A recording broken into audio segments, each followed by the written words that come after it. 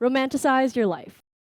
A trend that took our generation by the reins and just kept going. Dreading finishing a specific assignment? Romanticize your academia.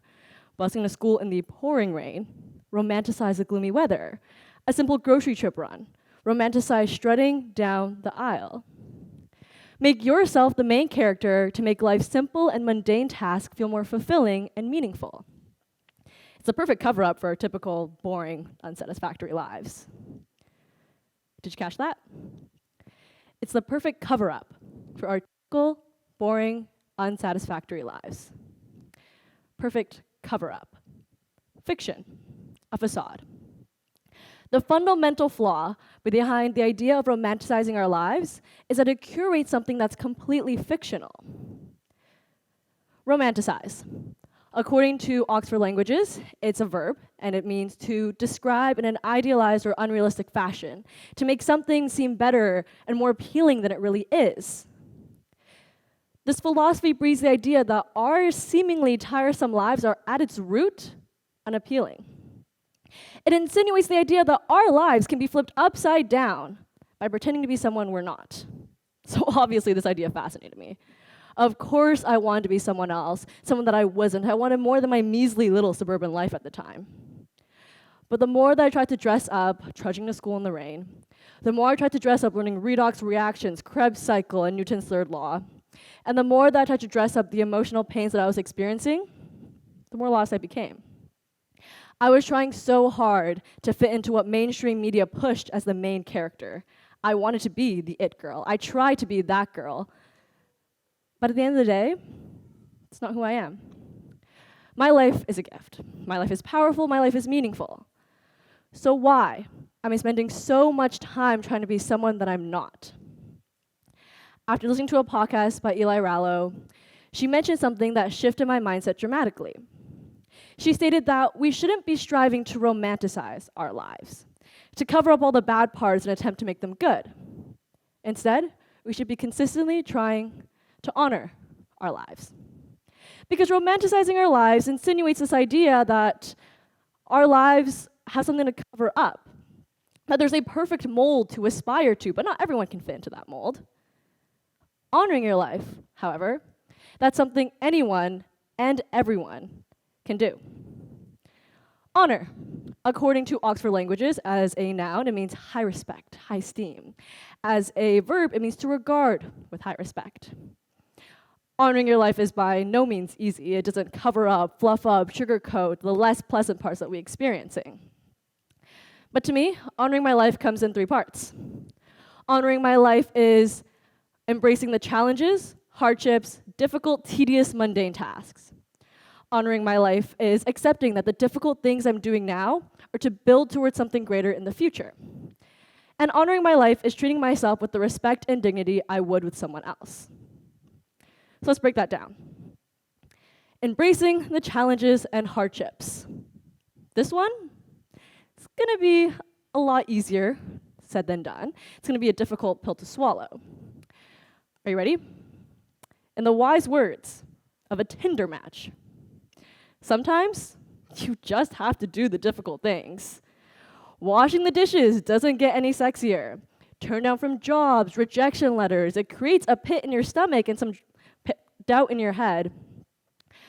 Getting over a breakup, recovering from that, it's gonna be painful and dreadful. But I challenge you to embrace those feelings. Do the hard things. Feel them fully. It's not gonna be easy, but these tedious tasks, these emotional turmoils, they're a part of your life and they help define your narrative by covering them up, slipping them under the rug, running away from them. You're robbing yourself of learning experience and you're robbing yourself of growing. Think of it in terms of rock tumbling.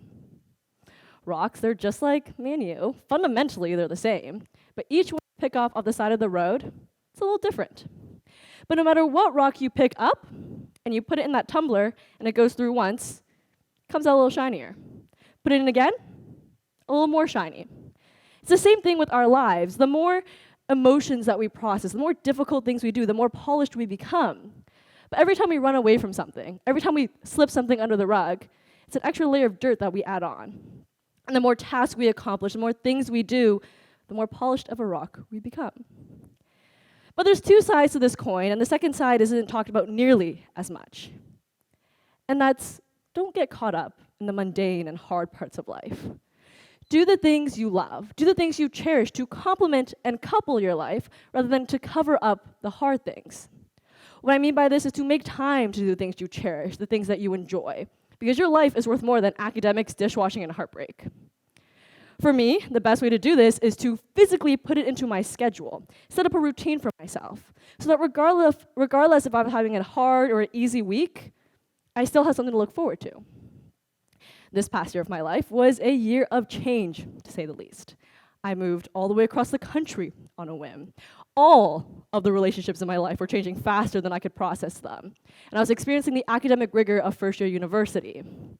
And when all seemed down, and trust me, all did seem down, I realized that I have control over my life. And yet I'm still choosing to make choices that don't honor me at all. So I changed that. I created Quesada Wednesdays. Exactly what it sounds like. I go to Quesada every Wednesday, and I get a burrito for lunch. Brown, refried, spicy chicken, spicy salsa, habanero sauce, corn, lettuce, cilantro, jalapeno. I created Sunday outings, where every Sunday, my friend and I would go find a place in Montreal and be a tourist in our own city, regardless of the negative 14-degree weather and borderline wind tunnels. I created Euphoria Sundays, where every Sunday I would make sure 9 p.m. Eastern Standard Time I was seated in front of my TV, dirty dorm room floor, Sprite in one hand, popcorn in the other, ready to devour the masterpiece of an episode. And now many of you, just like me a year ago today, would have been like, Elaine, who do you think I am? I have a job, I might have kids, I have responsibilities, I have things to do, I don't have time for this. But the hard truth is that these things don't take up that much time. When you accept the fact that your life is worth more than work and these tasks, you work harder the day throughout the week to make time to do the things that you love, the things that you cherish, the things that honor you. Do the hard things, feel the difficult emotions, finish your tedious tasks, but never forget to leave time to do things that you love. 2, accepting that the things you're doing now are to work towards something greater in the future. You're coming to school every day for a reason. You go to your job every day for a reason. Every single little difficult thing you're doing right now is to build towards something that will give you a greater sense of fulfillment, greater sense of joy, greater sense of understanding. You're going to the gym every day, eating healthy to feel confident and strong in your body. You attend atrocious late-night rehearsals to feel the passion and joy on stage. But if you're looking at your life and you realize that you're putting your time and energy into something that isn't going to bring you that sense of fulfillment, reevaluate it. Whether it be a course, an extracurricular, a degree, or especially a relationship in your life. Reflect on your why. Why are you putting effort into this? Why are you continuously sacrificing yourself to do something that you're so sure isn't going to bring you some sense of fulfillment? Why are you so sure it's going to bring you fulfillment? And if after reevaluating these things, you realize that, yes, there's a valid way to justify this, keep going. It's probably going to pay off. But if not, my advice to you is to drop it. It's not quitting if it's draining more from your life than it is putting back in. And this reflection might change over time. It might change in a month, a year, a decade, and that's okay. It's your life. You get to make the choices. You get to call the shots. Put your time and energy and effort towards something that will honor you. And 3, treating yourself with the respect and dignity that you would with someone else. We as people often neglect our own needs and our own wants for the needs and wants of others. We consistently tell people, stop, smell the roses, and then go through and trample on our own rose garden. You are worthy of taking care of yourself. Treat yourself with that high level of respect and esteem you would anyone else. Treat yourself with that level of understanding. Make decisions that reflect what you want, what you love, and who you are. Not what your parents want, not what your friends want, not what your partner wants. And the most important part of all this is to be forgiving, be flexible, be understanding with yourself. This vision of honoring your life is going to change. You're going to find new things that honor your life. You're going to find the old systems don't do your life justice anymore. Prior to entering university, I honored my academics using letter grades and numbers. And in high school, this worked for me. It was a motivator, got me to where I am today. Upon being thrown neck deep into first-year university and then in-person classes, I quickly realized this was not going to work. This was not doing my life any more justice. It was not benefiting my learning. It was not benefiting my understanding. It certainly wasn't benefiting my roommate, who had to listen to me pull out my hair and stamp my feet as I tried to solve the surface area of a donut using integration techniques. I realized that I had to change something about the way that I honored my academics. And it was hard, but slowly I started striving for learning and understanding rather than a letter grade and a GPA mark. And my grades suffered a bit. They dropped for a while. But I noticed that I started going to more office hours because I wanted to understand the concept suddenly. I noticed that I was enjoying sitting in this cramped little lecture seat as I watched the slides change because I knew what was going on. And I noticed that I started taking courses beyond my degree, philosophy courses, because now it wasn't about my grade, it wasn't about my GPA, it was about the learning experience. And this kind of concept can be applied to all facets of your life, especially relationships. People change, you change, the environment changes. Sometimes relationships you had in the past aren't going to do you any more justice to current you. And it's okay to accept that. It's okay to communicate that. And it's okay to let that go sometimes. Forgive yourself for feeling like you made a wrong choice somewhere along the line. Forgive yourself, feel like you made a misstep in honoring your life. Because the beauty behind the concept of honoring your life is that it's never too late to start or start over. Currently to me, honoring my life is a lot of things. It's watching Glee. It's devouring burritos. It's spending time in nature, clubbing on weekends, iced matchas after run.